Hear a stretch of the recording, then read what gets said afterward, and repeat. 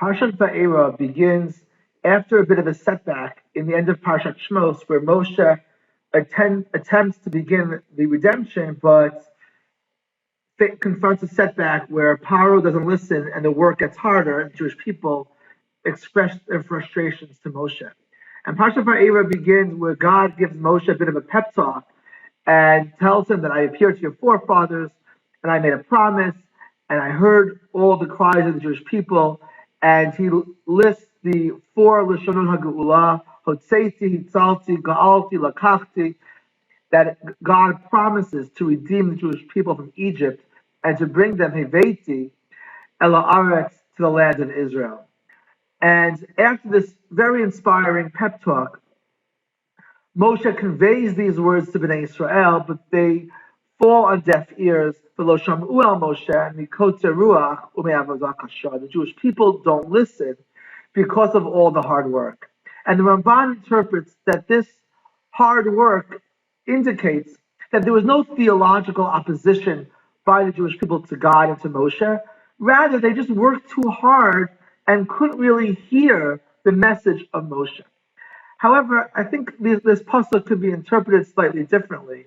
And perhaps their hard work that's referred to is indeed a theological problem because the Jewish people perhaps didn't believe in God and in the message of Moshe because they saw so much injustice in their own experiences, in particular in their enslavement for so many years, that they couldn't believe that there would be a just God who would bring justice to the world.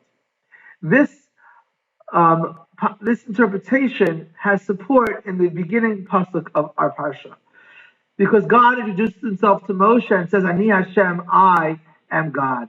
And Rashi interprets this to mean that Moshe was challenging God earlier. Lama hare'ota la'am hazeh. Why did you do evil to this people? He spoke harshly to God, and God responds, "Ani Hashem, who am faithful, to recompense with a full reward those who walk before me." That God affirmed his own justice and the fact that he gives reward and punishment to those who are deserving. And perhaps this was underlying the conversation with Moshe and the Jewish people as well, where they didn't believe or listen to God and the message of Moshe because of the injustices which they saw. And what's interesting is that there's no response to this opposition of the Jewish people. They didn't listen. And God says to Moshe, okay, forget them and go to Paro. Perhaps trying to say that there's no response or understanding the justice of God or the ways of the world, but God just exists in his truth, and you will see that he's truth, and you'll have to ultimately accept him, even if you can never really reconcile this question of why injustice occurs in the world.